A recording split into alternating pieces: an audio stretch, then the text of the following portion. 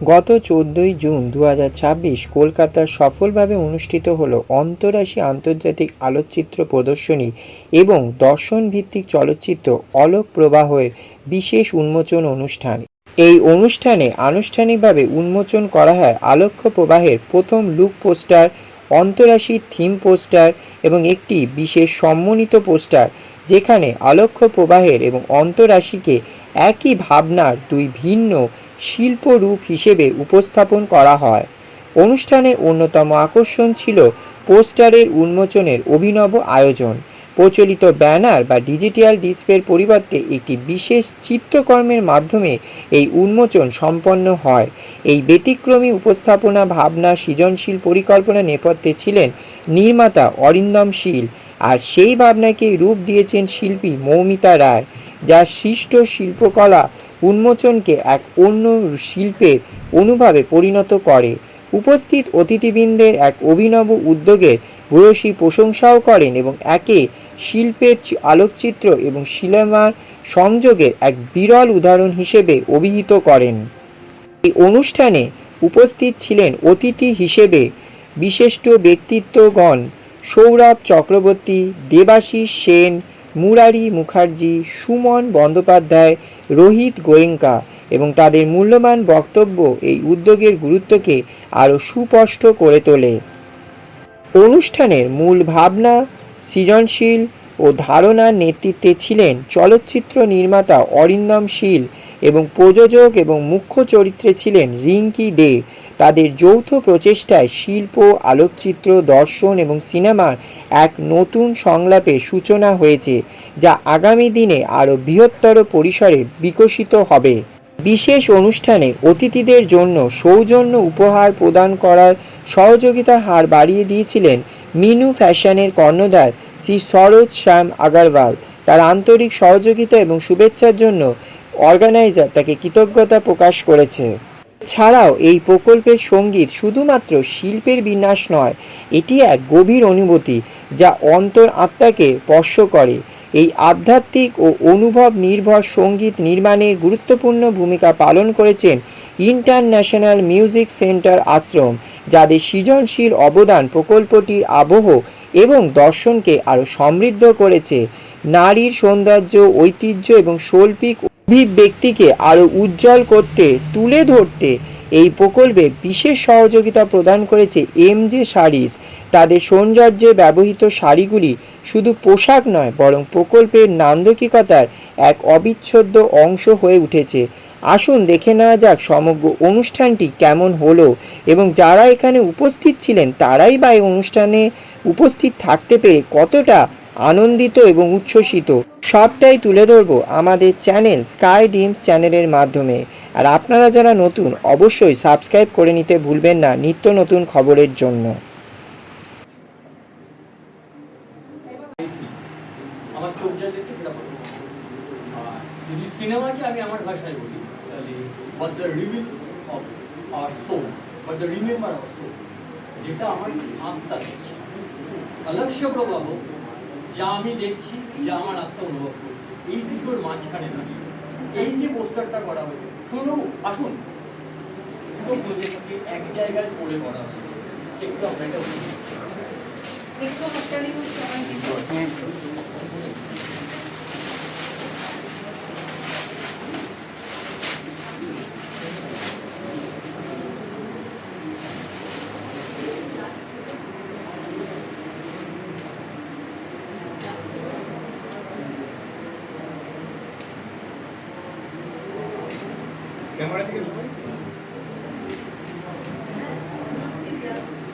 আমি রিঙ্কি দে আলক্ষ্য প্রবাহ চলচ্চিত্রটার একজন প্রযোজক হিসেবে কাজ করেছি এবং একজন অভিনেত্রী হিসেবেও কাজ করেছি।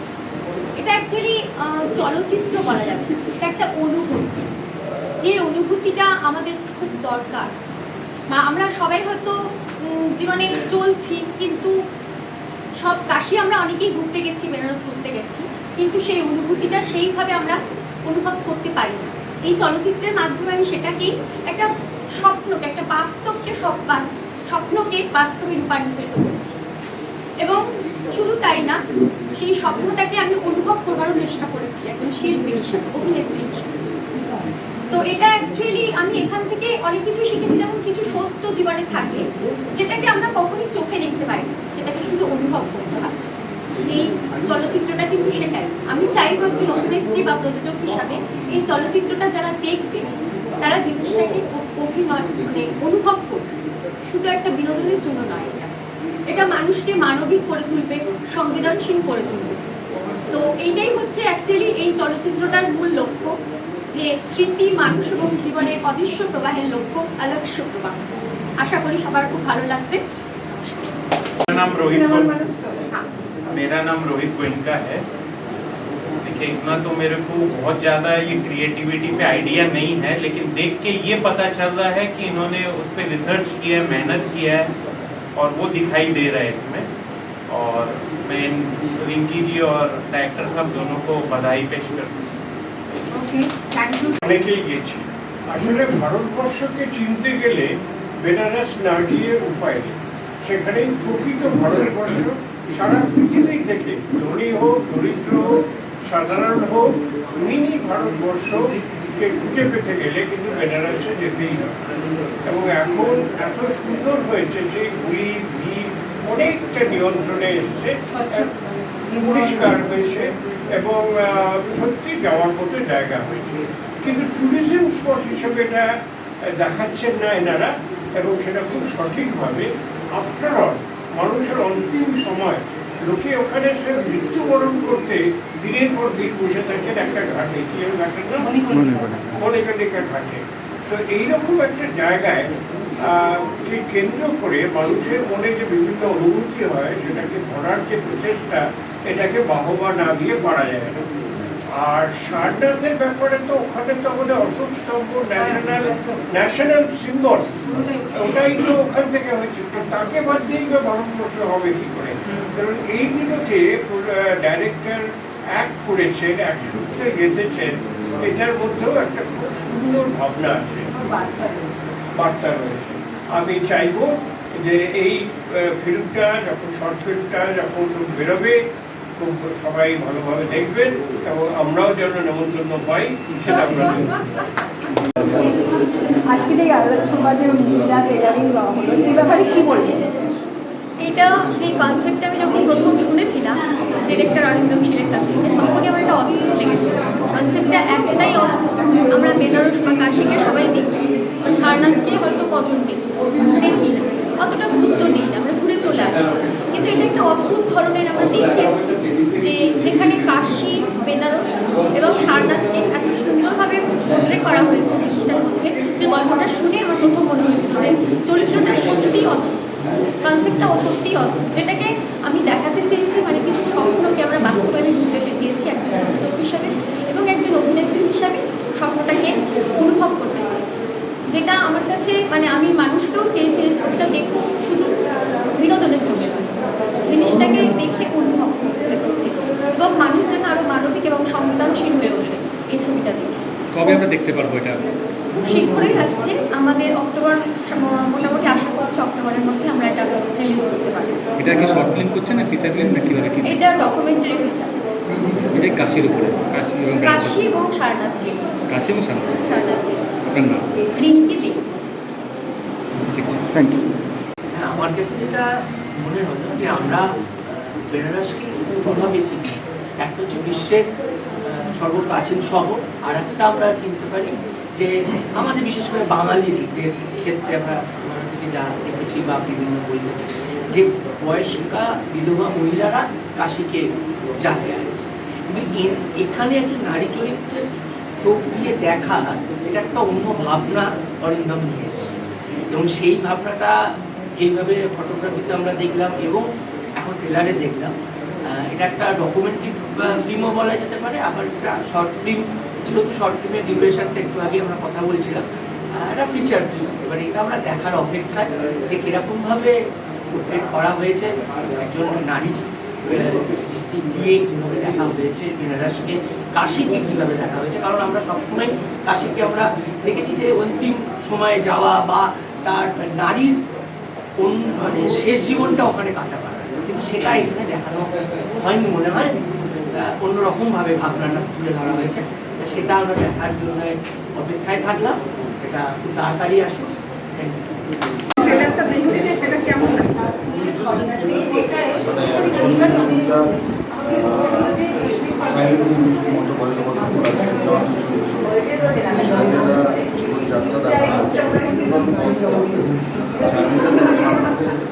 বেশি কিছু বলবো না, কারণ এটাই ছবি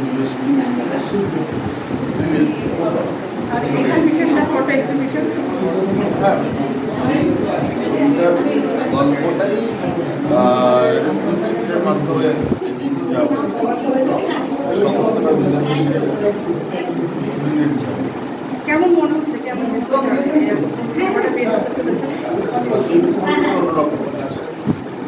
অন্যরকম কাজ সচরাচর সেই ক্ষেত্রে আমার মনে হয় দর্শকের কাছে এটা বেশ সময়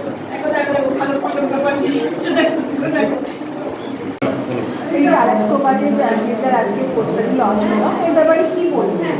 अलक्ष प्रभा যে পোস্টারিংটা লঞ্চ হলো, এই अलक्ष प्रभा একটা মুভি আর আন্তরাষ্ট্রীয় হচ্ছে ফটোগ্রাফি এক্সিবিশনটার নাম। এই দুটো কম্বাইনেশন আজকে টোটাল জিনিসটা আমরা দেখালাম।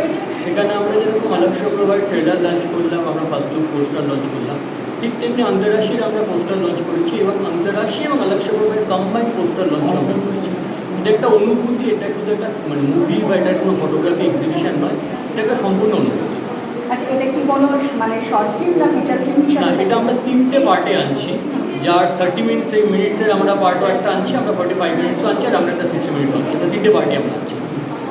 আগামী দিনে কি আছে ইচ্ছা যেটা আছে, আমরা একটা আমাদের টিম একটা প্রজেক্টে রিসার্চ করছে, সেটা সম্পূর্ণ আনটাচ প্রজেক্ট, যেটা আমি এখন ডিসক্লোজ করতে পারছি না। আর अलक्ष प्रभा বেরোনোর পর अलक्ष प्रभाর সেকেন্ড পার্টটা আমরা অবশ্যই করবো। এই যে আলেক্স কোপার এখানে এই মুভিটাতে সমাজের কোন দিকটা তুলে ধরা হয়েছে? अलक्ष प्रभा শব্দটার মানে হচ্ছে যে প্রবাহের কোনো লক্ষ্যমাত্রা নেই। अलक्ष প্রবাহের যদি একটা সমাজের দিক তুলে ধরতে হয়, সেটা খুব সহজ এবং সাধারণ, আমাদের জীবন। 12 সেকেন্ড আগে আমরা কেউ জানতাম না, কেউ যাচ্ছিল লন্ডনে চাকরি করতে, কেউ যাচ্ছিল তার বিজনেসের জন্য, বা কেউ যাচ্ছিল তার ফ্যামিলির সঙ্গে দেখা করতে। 12 সেকেন্ডের মধ্যে তার লাইফ শেষ। এটাই হলো अलक्ष প্রভাব। তো আমরা জানি না প্রবাহ মাত্রা বা জীবন আমাদের কোন দিকে নিয়ে যাবে। তো এটাই সমাজের কাছে সব থেকে বড় বার্তা, যে আমরা জানি না আমাদের একটু পরে কী করতে চলেছে। ধন্যবাদ sir. Hello sir, welcome to Sky Dreams channel. Sir কেমন আছেন? ভালো আছি, তোমরা কেমন আছো? ভালো আছে স্যার। স্যার আজকে अलक्ष प्रभा এই মুভির ট্রেজার লঞ্চ হয়েছে, আপনি দেখেছেন, কেমন লেগেছে আপনার দেখে? আমার বেশ অন্য রকমের ভাবনা লেগেছে। অ্যাকচুয়াল আজকে শুধু এখানে এই টিজারটা লঞ্চ হচ্ছে তা নয়, এটার সাথে সাথে একটা স্টোরি ভাবনা, সেটা ফটোগ্রাফির মাধ্যমে এক্সিবিশনও হয়েছে, যেটা অন্তর্রাশি। আর अलक्ष प्रभा হচ্ছে তাদের একটি ডকু ফিচার্স, সেটা আগামী দিনে আসবে, আমরা দেখতে পাবো। এটা পুরোটাই কাশির ওপর ভাবনা করে করা। আমি একটু আগেও যেটা বললাম, আমরা কাশি বলতে বুঝি হচ্ছে বাঙালিদের কাছে মূলত যে বিধবা বয়স্ক মহিলাদের প্রত্যেক সময় বা শেষ দিনগুলো কাটাবার সময়। এখানে যেটা ভাবনাতে অরিন্দম নিয়ে এসেছে, যে একজন নারীর চোখে কাশিকে অন্যরকমভাবে দেখা, একদম মানে আত্মসমর্পণে এবং সেখান থেকে ফেরা, এই জায়গাটা এবং গলি গলি এখানকার যে সুতোর কাজ, এখানকার যে কাশির যে মানে একদম পুরোনো দিনের যে বা স্পর্শ, একটা মহিলার সাথে কীরকমভাবে ভাবনাটা, সেই জায়গাটা থেকে স্যার এই প্রজেক্ট এটা একটা ইউনিক প্রজেক্ট। যারা সিনেমাটোগ্রাফি করে তারা যাতে আরও এরকম টাইপের ইউনিক প্রজেক্ট করতে পারে, তাদের সম্বন্ধে একটু দুটো কথা বলুন। হ্যাঁ, আমি সবসময় জেনেই থাকবো যে আমরা সবসময় ইন্ডিপেন্ডেন্ট ফিল্ম মেকারদের সাথে চেষ্টা করি তাদের সাথে থাকার। আর এই ভাবনাটাও কিন্তু একটা ইন্ডিপেন্ডেন্ট ফিল্ম মেকারদের, মানে অরিন্দম, এই ভাবনাটার পাশে থাকতে পেরে আমার খুব ভালো লাগছে। এরকম কাজ আরও হোক, আরও আমরা দেখতে পাই। এর পরের জায়গাটা হচ্ছে রিলিজ কোথায় হবে, দেখার জায়গা কোথায় হবে, সেটা যদি হয় একজন ইন্ডিপেন্ডেন্ট ফিল্মের thank you sir. Welcome to Sky Dreams channel. Ma'am আপনার নাম আর পরিচয়টা জানান, আর আজকের এই প্রোগ্রামের বিষয়ে কিছু কথা একটু দর্শকদের জানান। একদম তাই। আমার নাম ডক্টর মধুমিতা বসু, আমি শিক্ষিকা, স্কুলে পড়াই, তাছাড়া আমি সন্তান করি, কবিতা বলি, বাচিক শিল্পী আমি। তো এখানে আমি একটু সঞ্চালনার কাজে এসেছিলাম। অন্যান্য যে সঞ্চালনার কাজ করি সেই সঞ্চালনার কাছ থেকে এই জায়গাটা একদম ডিফারেন্ট। তার কারণ এটা একটি ট্রেইলার লঞ্চ হলো এবং পোস্টার লঞ্চ হলো, সেখানে দেখা গেল যে একটি নারীর চোখে সমস্ত জীবনকে দেখা গেল এবং নারীর যে উপলব্ধি, আমাদের যে অবচেতন মন আছে, সেই অবচেতন মনের যে উপলব্ধি, সেই উপলব্ধি, জীবন বোধের উপলব্ধি এই ছায়াছবিতে তুলে ধরা হয়েছে। ম্যাম, আপনি কি মনে করেন এই যে মুভিটা এটা সমাজকে কতটা প্রভাবিত করবে? একদম তাই। আমাদের সমাজে যেমন অবক্ষয়ের চিত্র আমরা চারদিকে দেখতে পাই। এখন ছেলেমেয়েরা মোবাইল নিয়ে ব্যস্ত হয়ে গেছে এবং মোবাইলের মাধ্যমে সমস্ত রকম কাজকর্ম করছে, ভালো কাজের থেকে হয়তো খারাপ কাজে বেশি করছে। এই যে তাদের এই ছবিটা দেখলে, ছায়াছবিটি দেখলে তাদের জীবন বোধ, যে না আমার মধ্যে যে একটা বোধ থাকা উচিত, আমার মধ্যে ভালো কাজ আসা উচিত, সেটা কিন্তু ওরা বুঝতে পারবে। সে কারণে এই ছায়াছবিটি সফল হয়েছে। Thank you ma'am.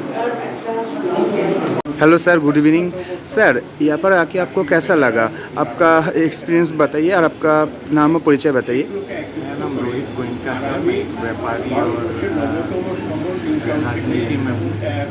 और हमारा जो हमने देखा ट्रेलर, उसको देखकर एक होता है ना कि कनेक्ट कर पाते हैं, एक होता है कमर्शियल पॉइंट ऑफ व्यू और एक होता है इमोशनली कनेक्ट कर पाते हैं, वैसा फीलिंग आया। जो काशी का ऐसे ही वाइफ जो है बहुत ज़्यादा पवित्र है, या बोलिए तो एकदम कनेक्ट कर पाते हैं। और ऊपर से इन्होंने जिस तरीके से रिसर्च वर्क करके काम किया, बहुत ही अच्छा काम किया है और बहुत ही हम उसके साथ कनेक्ट हो पा रहे हैं। तो देखते हैं अब इसको फुल मूवी देखकर, 60 मिनट्स का फुल मूवी है, उसके लिए मैं इनको बधाई भी देता हूँ और वेट करते हैं वो 60 मिनट्स का मूवी देखकर कैसा लगेगा, ये बात मूवी देखकर। Thank you sir. এবং কাশি থেকে সারনাথের দূরত্ব 10-12 কিলোমিটার। আমরা কিন্তু সেই জায়গাটাও ভাবি, যেটা উত্তরপ্রদেশে এবং জনপ্রিয় একটা জায়গা, যে সারনাথে একটা শান্ত শিষ্ট একটা ভাব রয়েছে, যেটা কাশি হচ্ছে কোলাহল। কিন্তু সেই কোলাহলের থেকে বাইরে গিয়ে উঠে পড়লো ভারতমাতার মন্দির, সেটাও কিন্তু আমরা ভাবি না। এই ভাবনাটা তো বিরাট বড়। সেটা স্যার নিউটন স্মার্ট সিটি জল্পনাটা, সেখানে তার ভাবনাটা উনি হয়তো রিলেট করতে পারছেন না। Thank you. আমরা এবার রিঙ্কির কিছু কথা শুনবো। সেখান থেকে ওর চেতনাটা শুরু হয়েছে এবং সে ফিরে আসছে, মানে খুব সুন্দর।